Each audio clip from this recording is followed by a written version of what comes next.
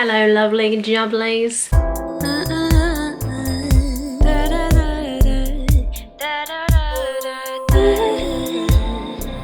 Don't know why I started like that. Also, don't know why. Tell me why I'm fully wearing like a formal blazer. Like, am I actually alright? I don't know. But we're going with a business look. I'm just so ready to get out there wearing normal outfits. These shoulder pads give me life. It's like a little, I'll show you actually. It's a little matching set from Nasty Gal. 10 out of 10. Bit OTT, but we're gonna go with it. This is gonna be like a story time. I don't usually do these. I've never actually done one of these before, but I just thought it would be funny, okay? Might not be, but it's fun to laugh at my sad little life. Look at this. My best friend Danny got me it for my birthday. What a sad little life, Jane. It is true. I have the saddest life out of everyone I know. Like, I'm just like, don't have any hobbies, don't have much going on, to be honest. So as things are starting to open up and the prospect of dating is back on the cards, how is everyone feeling about it? Do you know, I don't know how to feel, because being single, I'm not gonna lie, it's actually quite brutal. It's actually savage. I'm not okay. I'm not dealing all right. Why not share with you my worst / most embarrassing dating stories?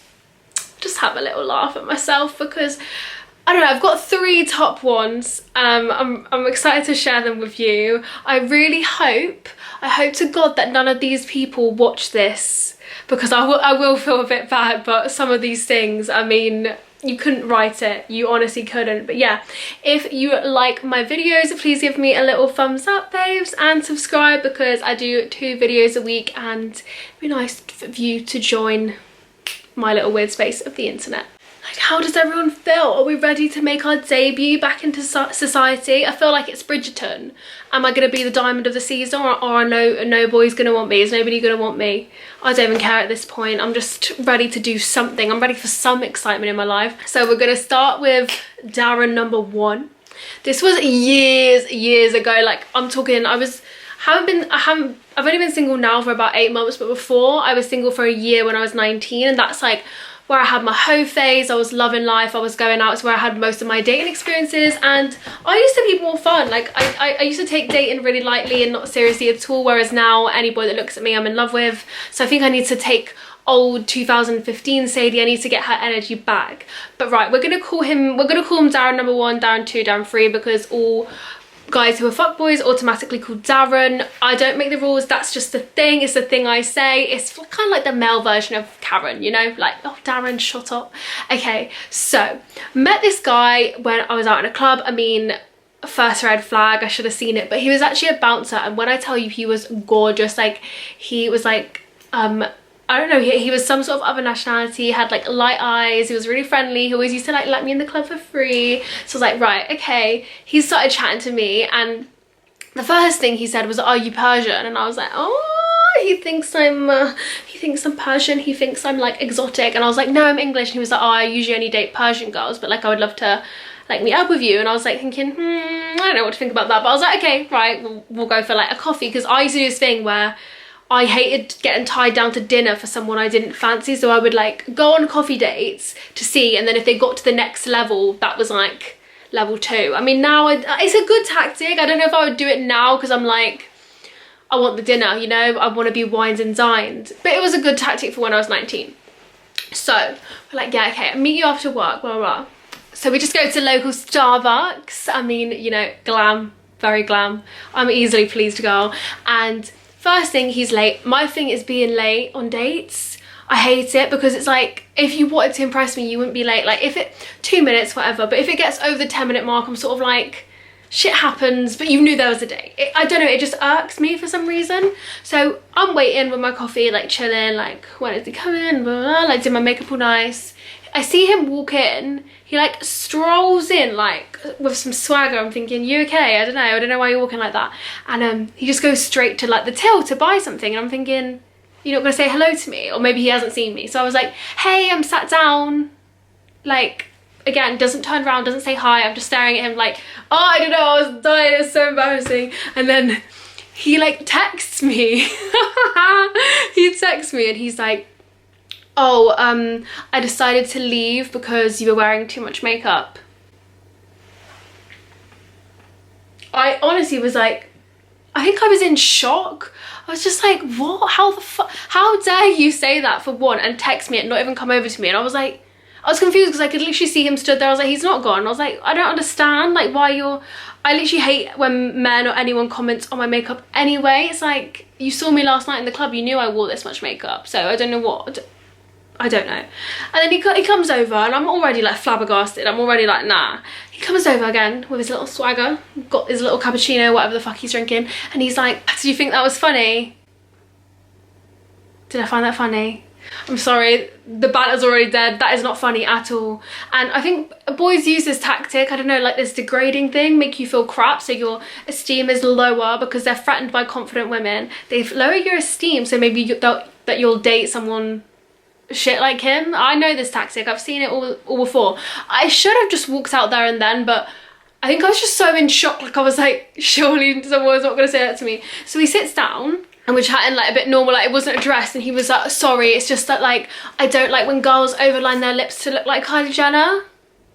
Again, I don't know where I asked you what you think of women or me, and if you're going about trying to impress someone on a date, you're going about it the wrong way. And also it's like, I don't know, my lip liner is quite bad, but like, just shut up. I was still like, why are you commenting so much on my appearance? Like, check yourself before you come to me. Well, the date was crap, the banter was dead, but then more funny stuff happened. Then he starts telling me that he's a, obviously he's a bouncer here, which is, I'm not, whatever, obviously I fancy him. I don't care about people's jobs, like if I fancy you, I fancy you.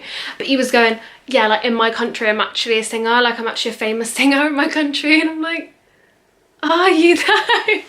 You know, when you're just like, he might have been, but I also just didn't care. Like, and why would you say I'm a famous singer? Like, why are you trying to flex so hard? You would just say something like, oh, like I sing a bit, or like I do music. Like, why are you trying to say you're famous? Are you famous though? So why are you here then?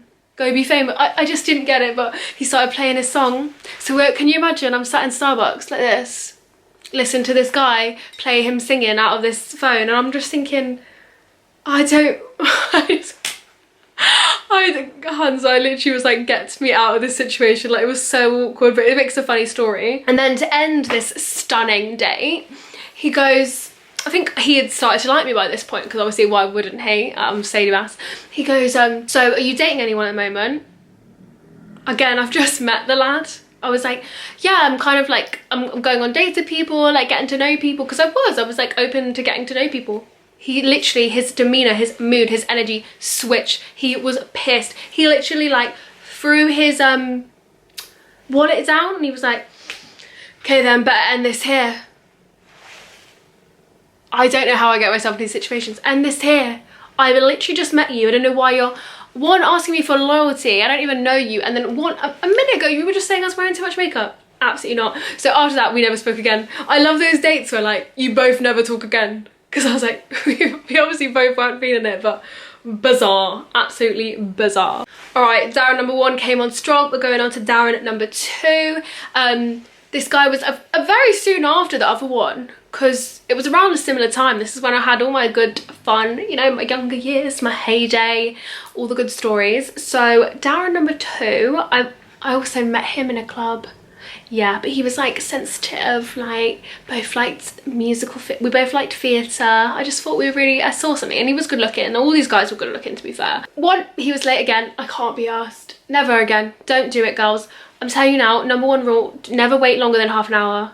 Half an hour, time's up. You going home, because that is disrespectful of your time, unless there's a literal reason. Nah. First up, where did we go? I think we also went for coffee. And do you know what's so funny is I wore like proper nice outfit, because I wore like a long tailored coat. I had like knee-high boots, like casual, but still like I had heel boots on, for God's sake. Like, I never am really casual, but I looked nice. Like, you know when you feel like you look good, I made an effort. But even though it was just a coffee, I was kind of hoping, because I fancied him, I was kind of hoping, oh, maybe we would go on for like drinks after or something. So it was kind of early evening, we'll get a coffee and then we'll go on to like, I don't know, a bar, like, and I looked good. And do you know what was the funniest thing ever? As I was walking across Bristol, we stopped at the traffic light, and he's like really tall, really good looking. We saw my ex across the road.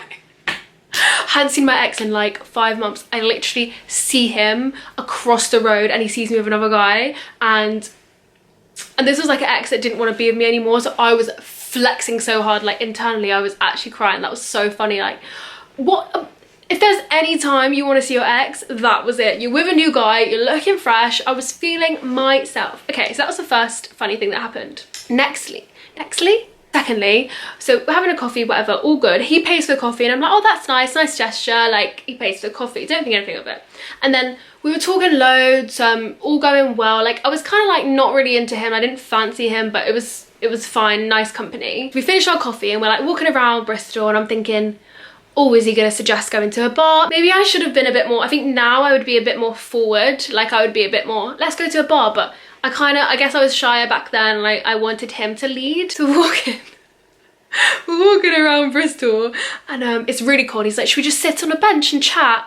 Again, I'm not a stuck-up girl. I'm not like someone who's like, you need to take me to fancy places, but I don't want to sit on a bench in the cold, especially when like I've got my legs out, I look a bit nice. I was thinking, you get the vibe, like I want to go out. I should have just said again, but I was like still shocked that he asked to sit on a bench. I was like, oh, it's a bit cold, like where else can we go?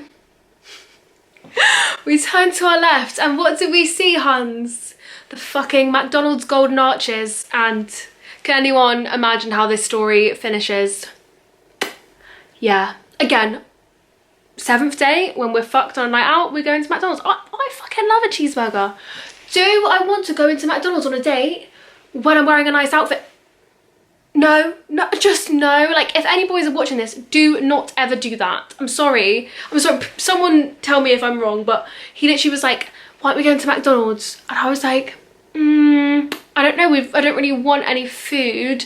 We like slowly edged towards McDonald's and I'm looking in there and everyone's like sat in there in tracksuits munching on nuggets, and it was just awkward because I was wearing over the knee boots, like a really nice coat. I know I keep talking about this fucking coat, but I looked good and I was about to walk in and I could see people looking at me and I was like, I said to him, I was like, I feel like my outfit's not appropriate for McDonald's, like, I don't know. Trying to hint like, this is not okay, like, please do not walk me into McDonald's. Like, I felt it was really like, he didn't value me, because I just felt like if he valued me, he would have taken me to like a bar or a nicer place, or I don't know. It just made me feel really shitty, and after that I was not feeling it. I was like, you did not try to walk me into McDonald's, whatever. There's more to this story. Obviously after that, I wasn't really feeling him anyway, but after that, he was like texting me loads saying like, let's go on another date, and I was like, look, I'm thinking I just want to be single. I was trying to let him down gently. Like, I was like, I just want to be single. I just want to see, you know, I'm not ready to go on another date, whatever. I said I'm fed up of like, I was trying to make up excuses. I was like, I'm fed up of boys messing me around. He calls me straight away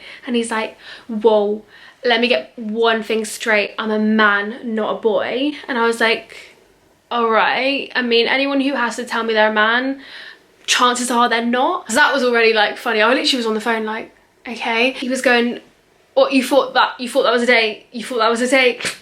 Like laughing like that, like, you thought that was a date? Yeah, I did actually, but I don't know, you tell me, because you tried to walk me into McDonald's, so was it a date or not? Whatever. He was saying how it wasn't a date, we're just friends. I was like, okay, cool, whatever. Next minute, he's taking a 360 turn. He's like, he goes, look, I thought I'd take you out, spoil you. This Darren talking to me about spoiling. I said to him, babes, he bought me a coffee.